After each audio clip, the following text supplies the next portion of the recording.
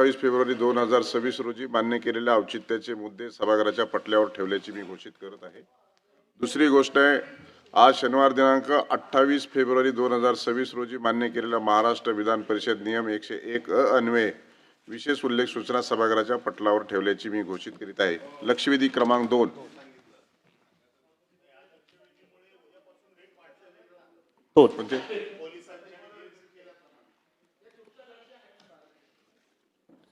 सभापती महोदय, या लक्षवेधीच्या द्वारे मी महाराष्ट्रातल्या वारकरी संप्रदायाची भावना आणि श्री संत सावता महाराज यांच्या अनुयायांची भक्त मंडळींची भावना सभागृहाद्वारे मंत्री महोदयांपर्यंत पोहोचवत आहे। सभापती महोदय, मी मागणी केली होती की श्री संत सावता महाराज समाधी सोहळ्याच्या निमित्तानं श्री विठ्ठल रुक्मिणी मंदिर देवस्थान पंढरपूर या ठिकाणी पांडुरंगाच्या मूळ पादुका या सोहळ्यासाठी आणाव्यात, ही मागणी माझ्या मागच्या अधिवेशनामध्ये सुद्धा मी सभागृहामध्ये केली आणि आजही लक्षवेधीद्वारे मी या ठिकाणी करतोय। सभापती महोदय, या मागणीला एक धार्मिक आणि आध्यात्मिक आधार आहे।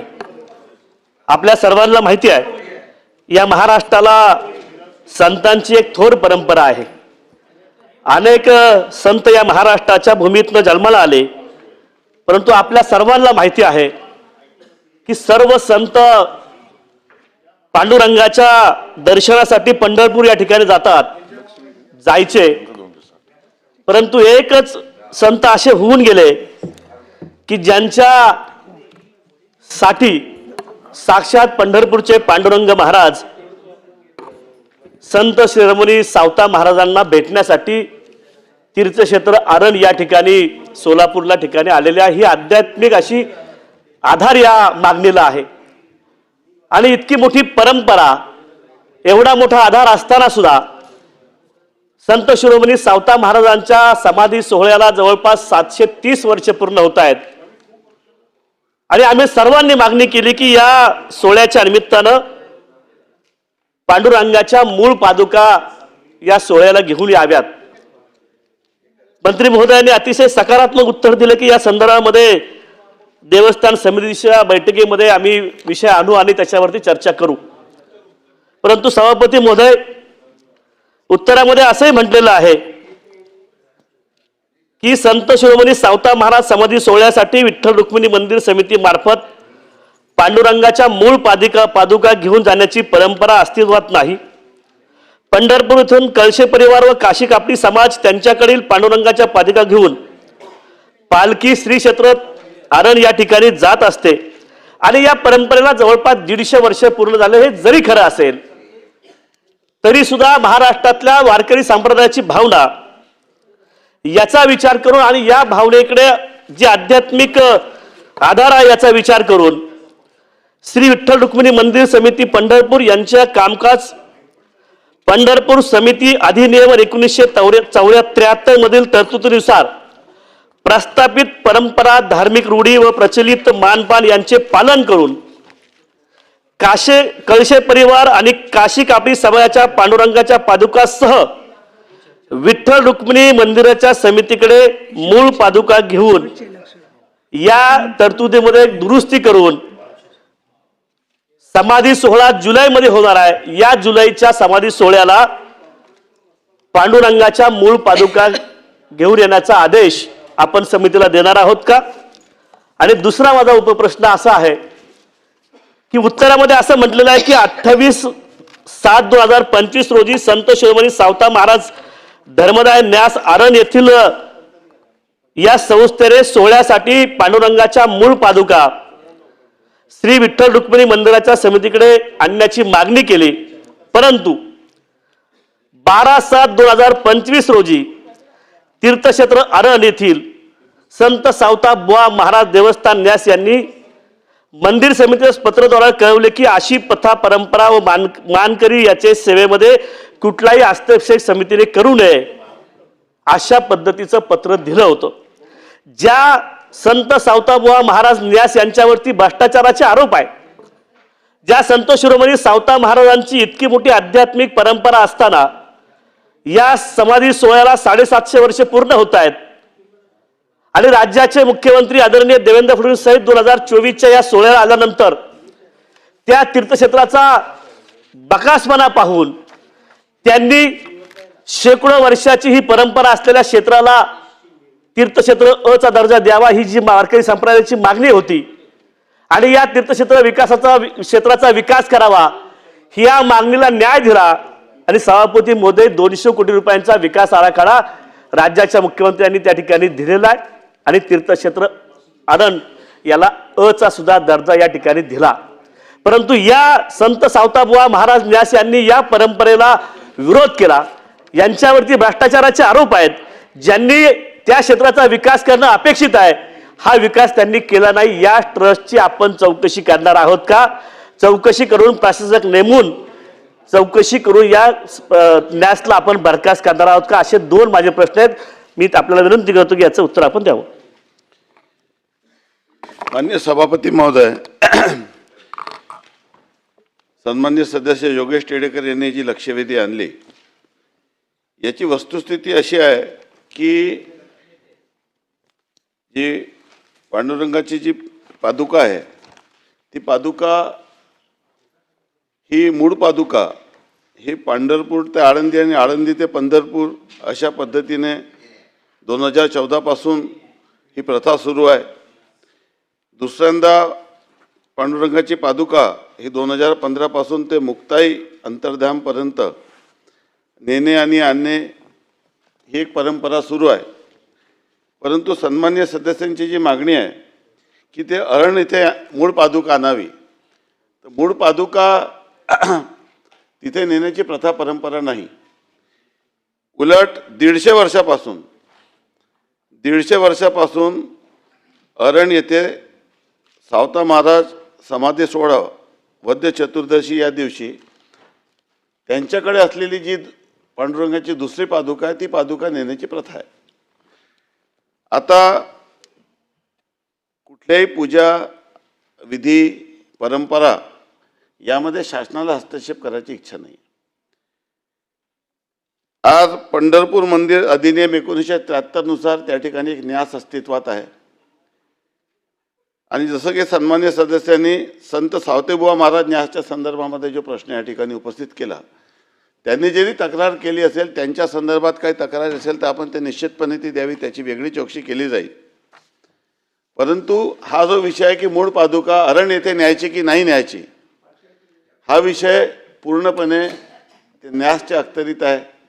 आम्ही राज्य शासनाच्या वतीने न्यासला सूचना दिलेल्या आहे की पुढच्या बैठकीमध्ये या विषयात निर्णय करा. तो निर्णय जर मान्य नसेल तर त्यावर नियमितप्रमाणे विधी न्यायाचे जे सचिव आहेत त्यांच्याकडे अपील करण्याची तरतूद त्यांना आहे.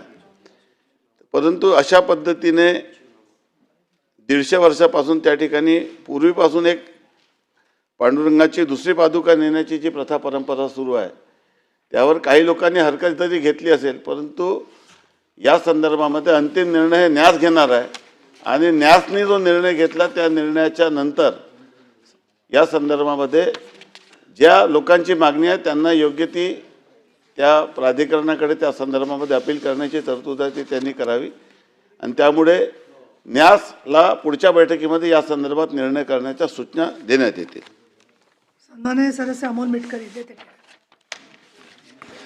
हा संत शिरोमणी सावता महाराजांच्या संजीवन समाधी सोहळ्याच्या निमित्तानं भाविकांकडून उपस्थित केल्या गेलेली भावना आहे. सन्मान्य सदस्य योगेश टिळेकर साहेबांनी लक्षवेधी जी मांडली त्याला जे उत्तर जयस्वाल साहेब आपण दिलं ते समाधानकारक नाही असं माझं मत आहे. कारण आम्ही वारकरी संप्रदायाची माणसं आहोत.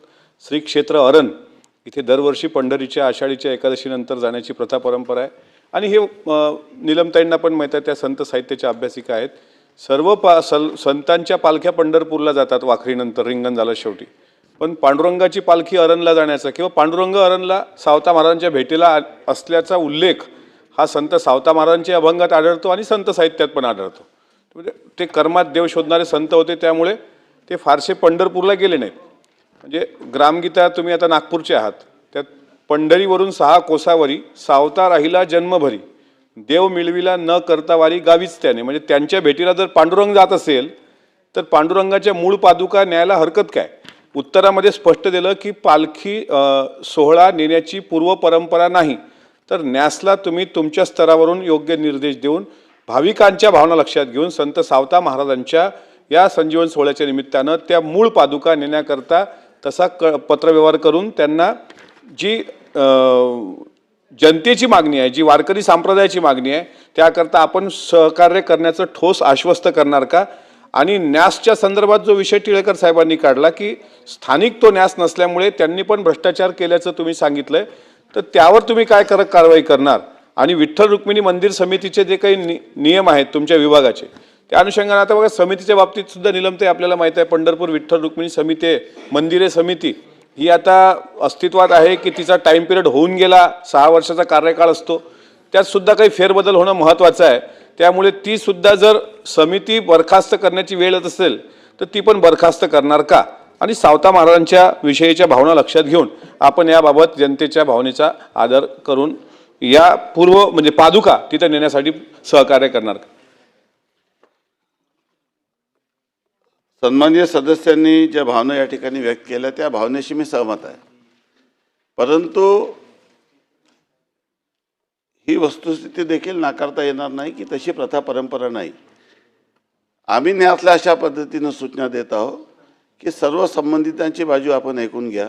अनेक लोकांचे वेगवेगळे मतांतर असू शकतात आणि त्यामुळे एखादा निर्णय घेतल्यामुळे ज्याच्यावर इतर लोकांनी काही हरकत या ठिकाणी घेतलेली आहे, या संदर्भामध्ये गुणवत्तेवर निर्णय करण्याच्या सूचना आपण त्यांना या ठिकाणी दिलेल्या आहे. ज्या संदर्भात संत सावतेबाबा महाराज देवस्थान न्यासच्या संदर्भात आपल्याला ज्या तक्रारी असतील त्या तक्रारी आपण निश्चितपणे द्या. त्यांच्या कुठल्याही गैरव्यवहाराच्या संदर्भामध्ये आपल्या तक्रारी असतील तर त्याची चौकशी करून त्या संदर्भामध्ये आपल्याला अवगत करण्यात येईल. परंतु न्यासला जेव्हा आपण पुढच्या बैठकीमध्ये निर्णय करण्याच्या सूचना या संदर्भात दिलेल्या आहे, त्यांचा निर्णय येऊ द्या. त्यासाठी राज्य शासनाने एक गठीत केलेली संस्था त्या ठिकाणी आहे. त्या संस्थेच्या अधिकार क्षेत्राची बाब आहे, ती अधिकार क्षेत्रात त्यांची बाब असल्यामुळे त्यांनी त्याच्यावर निर्णय करू द्या.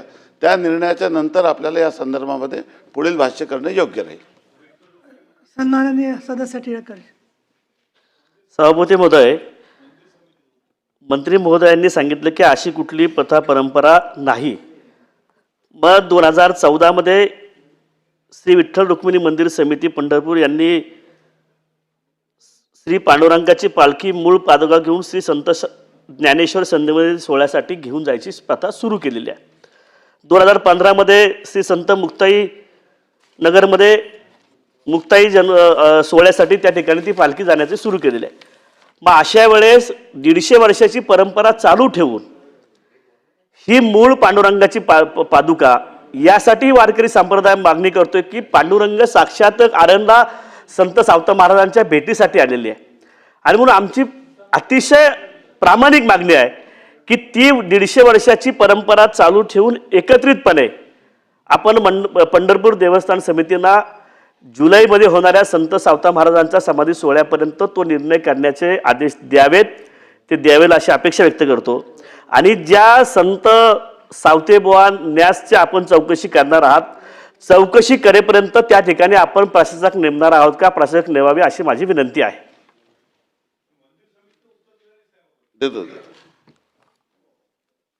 आता तक्रारी प्राप्त झाल्यानंतर इन्क्वायरी होईल, इन्क्वायरीच्या अहवालानंतर कारवाई होईल. अशाच तक्रार केली म्हणून कोणावर प्रशासक नियुक्त करता येत नाही. मंदिर समिती नियुक्त करण्याच्या संदर्भामध्ये योग्य तो निर्णय निश्चितपणे घेण्यात येईल. ही बाब सत्य आहे की 2014 आणि 15 पासून मूळ पादुका पंढरपूरमधून आळंदी आणि या ठिकाणी नेण्याची कारवाई ची प्रथा सुरू झाली. आणि ही प्रथा 150 वर्षापासून, आणि हे आपण जे वक्तव्य या ठिकाणी केलं तशा पद्धतीची इतिहास देखील या ठिकाणी सर्व आहे असं सांगतात की पांडुरंग त्यांच्या दर्शनाला गेले होते. त्यामुळे आपल्या भावनेशी सहमत आहे. तो निर्णय झाल्यानंतर जर आवश्यकता वाटली तर माननीय मुख्यमंत्री महोदयाशी चर्चा करून या संदर्भामध्ये सामंजस्याने आपण निर्णय करूया.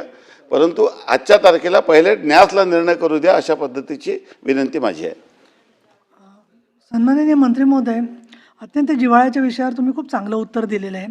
कारण कुठेही वाद वारकरी समाजामध्ये वाढावा हा हेतू नाही आहे, परंतु न्यासाची परिस्थिती गेले 5-6 वर्ष पाहिली तर मुदत संपून गेलेली आहे आणि मुदत संपून गेल्यामुळे जवळजवळ बहुतेक सदस्य निवृत्त झालेले आहेत. म्हणजे ती नामधारी समिती आहे. अशा वेळेला त्यांनासुद्धा निर्णय घेणं अडचणीचं यासाठी होतं की कुठल्याही बाजूने निर्णय त्यांनी घेतला तर त्यांना वारकऱ्यांच्यामध्ये असंतोष होतो आहे. म्हणजे माझी आपल्याला विनंती आहे की न्यासाच्या बरोबर यातली कायदेशीर परिस्थिती आणि काही अभ्यासक असतील वारकरी संप्रदायांचे एखादी बैठक घेऊन त्या संदर्भामध्ये काय निर्णय सगळ्यांना सर्वसंमत होईल याचा प्रयत्न करावा अशी माझी तुम्हाला विनंती आहे. आपण दिलेल्या सूचनेचा विचार करण्यात येईल. कालच माननीय मुख्यमंत्री महोदयाशी या संदर्भामध्ये सखोल ब्रीफिंग घेत असताना चर्चा झाली आणि त्या चर्चेमध्ये देखील असं ठरलं की एकदा ते न्यासला निर्णय होऊ द्या, त्यानंतर तो निर्णय झाल्यानंतर आणि नियुक्तीच्या संदर्भामध्ये नव्या नियुक्तीच्या संदर्भात निश्चितच आपल्याशी चर्चा करून त्या न्यासचे जे काही पद रिक्त असतील किंवा त्याला जी काही नवीन नियुक्ती करायची असेल ती